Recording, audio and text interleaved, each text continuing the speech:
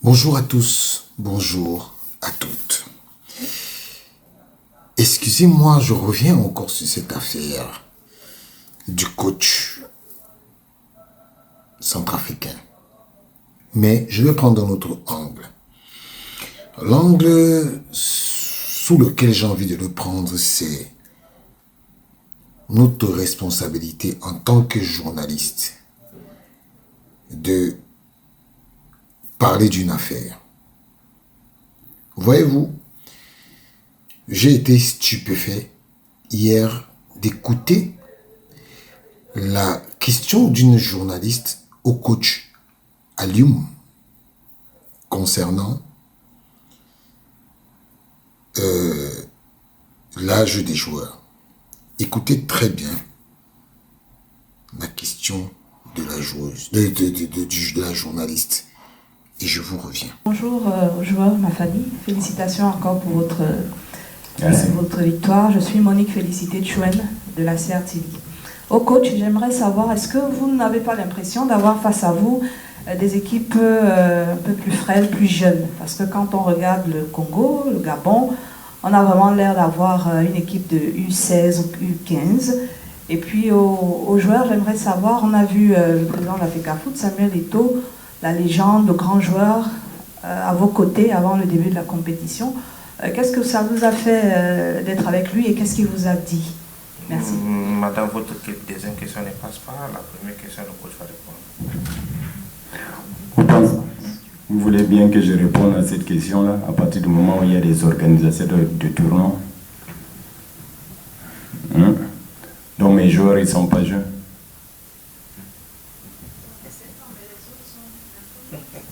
Ah ouais, mais ça c'est pas mon problème. Le problème, il est où? Il faut que, parce qu'on est en train de voir ça dans les réseaux sociaux, c'est pas normal.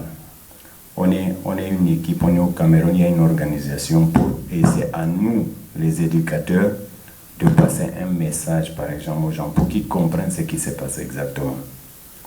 Pourquoi je dis ça? Au départ, il y a une organisation. L'organisation, c'est quoi? L'organisation de compétition demande à tous les pays de faire une organisation. Si la RCA ou bien le Gabon organise le tournoi, nous allons participer. Mais comme on a la chance d'organiser ces tournois chez nous, on a suivi, comment on appelle ça? Il y a des centres des IRM qui sont agréés. Et nous, ça nous a permis, comme on est sur place, que ce soit notre gouvernement ou bien la FECAFOOT, nous a permis d'aller faire les tests IRM avant avec les enfants qu'on avait. Et l'organisation nous permet d'avoir le stade 5. Et nous, on s'est limité même au stade 4. Et comme les pays voisins, ils n'ont pas cette chance-là, parce qu'ils ne nous organisent pas, ils sont arrivés peut-être le 10, je dis n'importe quoi, et arrivés ici, ils n'ont pas le temps de le faire. Ils sont obligés de venir qu'avec le joueur qu'ils ont seulement regardé et ils ont ramené. Nous, c'est cet avantage-là aussi qu'on a utilisé quelque part parce qu'on est chez nous et on a des centres agréés pour pouvoir amener nos enfants faire des tests IRM. C'est ce qui a été fait. Et après l'organisation est là pour valider qui est éligible ou pas. Donc on va dire ça comme ça, que de dire aux gens que non, tel il est vieux, tel il n'est pas vieux. À la fin, quand l'organisation est venue, ils ont fait des tests IRM, nos joueurs ils sont présents, c'est pour cela qu'ils sont là. Donc peut-être c'est toute la différence avec les autres équipes. Parce qu'ils ne pouvaient pas prendre n'importe qui ils amènent à partir du moment où ils n'ont pas le choix. On va dire ça comme ça, ils n'ont pas le choix parce qu'ils sont obligés d'arriver ici pour faire les tests IRM dans les centres agréés. Donc c'est ça qu'il faut que les gens sachent. Parce que si on fait ça, vous êtes en train de traumatiser aussi mes enfants.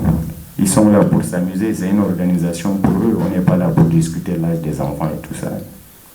Moi, je le vois de près, c'est mes enfants. Je vois combien de fois il faut les remotiver par rapport à tout ce qui se passe dans les réseaux sociaux. Et c'est nos propres journalistes qui sont en train de taper sur les enfants. Alors que ce n'est pas ça. Et puis autre chose, tout le travail que nous, on est en train de faire, vous êtes en train de mettre ça en cause. Parce que nous travaillons quand même dur avec ces enfants-là, ils savent. Peut-être que vous ne vous êtes pas dit que, peut-être que le coach a mis une stratégie peut-être en place qui a empêché l'adversaire de travailler. Si on vient, on marche comme ça, on le laisse jouer, ils vont jouer. Donc c'est tout ça qu'il faut voir en fait. C'est cette analyse-là qu'il faut qu'on fasse, que d'alimenter les débats. Et puis moi je trouve que ça n'a pas de sens. On est là pour faire la fête avec les enfants et on reste concentré là-dessus, c'est mieux je trouve. Voilà. Vous avez écouté la journaliste et l'information que elle donne.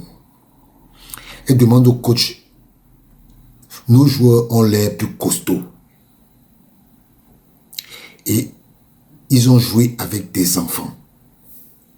Donc, la journaliste camerounaise elle-même, elle vient corroborer avec les propos d'un personnage qui a menti, qui est le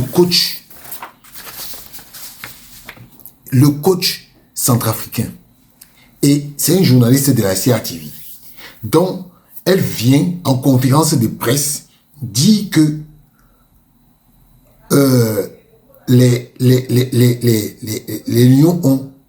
le coach a triché en mettant des joueurs qui sont plus costauds. Et j'ai beaucoup apprécié la réponse de Seydou Alioum. Donc, vous venez accuser une Camerounaise, vient en conférence de presse accuser un coach camerounais d'avoir triché de l'âge alors que elle va, c'est l'information que moi j'ai donnée hier, selon laquelle le Cameroun a eu 20 joueurs ayant fait l'IRM, tous ont été éligibles. 3 cas limites. 3 cas limites, ça veut dire quoi? Ce sont des cas qui, comme on dit, c'est limite. Ils auraient pu passer à la trappe, mais ils ont l'âge requis. Ça veut dire en fait que on a dit tous éligibles. Tous éligibles, ça veut dire que tous peuvent jouer dans la catégorie U17. Sauf 3 cas qui sont limites. On pouvait émettre des doutes, mais tous ces cas sont éligibles. C'est la journaliste qui bat. Elle ne s'informe même pas avant de venir poser des questions. C'est-à-dire que on a des sortes de journalistes qui vont, ils ne se renseignent pas et ils vont poser des questions. Et c'est malheureux.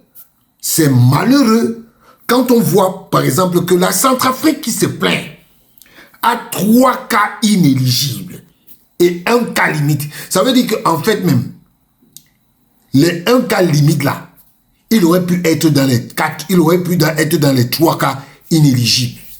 Le Cameroun a eu 0 cas inéligible. Ils ont tous été éligibles. Mais une journaliste, elle prend son micro, elle prépare ses questions, elle ne se renseigne même pas. Parce que l'information que j'ai sortie sur le mensonge du coach a été sortie avant la conférence de presse. Vous voyez donc à quel niveau nous sommes. Ceci m'amène à dire à mes frères et confrères, vous savez, un journaliste, avant d'être journaliste, vous avez d'abord la casquette de Camerounais. Ça ne veut pas dire que si vous avez la casquette de Camerounais, vous voyez un truc qui est mauvais, vous ne dénoncez pas. Non, vous devez dénoncer. Mais il y a un truc que les journalistes quel que soit le domaine dans lequel vous exercez, vous avez un devoir envers votre nation. C'est-à-dire que le journaliste ne doit pas salir sa nation. Le journaliste ne doit pas venir à le journaliste est comme un soldat. Je vous prends un exemple simple. Vous avez déjà vu les journalistes sénégalais en compétition. Ils ne suivent que le Sénégal. Ils ne vont pas ailleurs. Ils ne vont pas dire que oui, je vais aller suivre l'équipe du Cameroun parce que le Cameroun nous intéresse. Quand tu vois un journaliste sénégalais dans une conférence de presse du Cameroun, c'est qu'il est venu chercher une information qu'il va donner au staff. Mais nous, les journalistes camerounais, j'ai l'impression qu'on ne comprend pas trop notre rôle notre rôle dans les conférences de presse. Vous ne verrez jamais un journaliste sénégalais venir parler du mal du Sénégal dans une conférence de presse. Détrompez-vous, cherchez, vous n'allez pas voir. Mais vous allez toujours voir les Camerounais qui vont vouloir se gardariser, qui vont vouloir dire que je suis le plus beau, je suis le plus, en venant raconter des histoires. Vous savez, quand les autres nous regardent, ils rient. Ils rient. Ils rient. Parce que quand vous faites ça, vous êtes en train de montrer quelles sont vos limites. Vous êtes en train de montrer quelles sont vos limites. Parce qu'un journaliste sérieux ne vient pas en conférence de presse commencer à accuser son sélectionneur. Parce que c'est ce que cette jeune dame a fait. C'est ce que cette jeune dame a fait.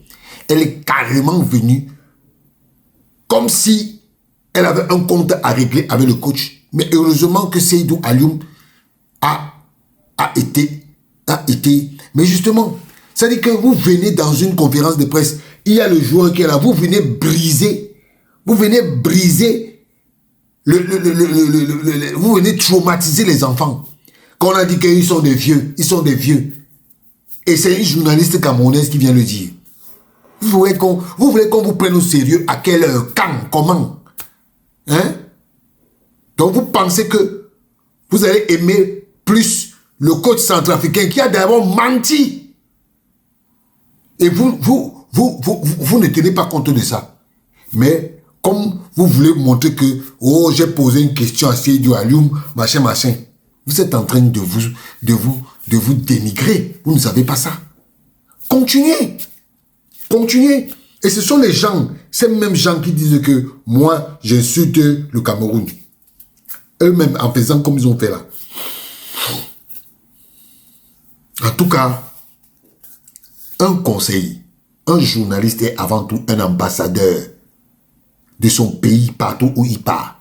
Je dis bien un ambassadeur. Parce que quand tu vas en Coupe du Monde, on ne te voit pas comme ta personne, on te voit à travers ta nationalité. On dit, oh, le Camerounais, Richard Naha, le Camerounais. Oui.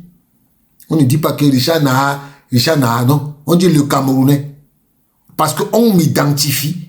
Parfois, même on m'appelle le Camerounais. On ne m'appelle même pas par mon nom. On m'appelle le Camerounais.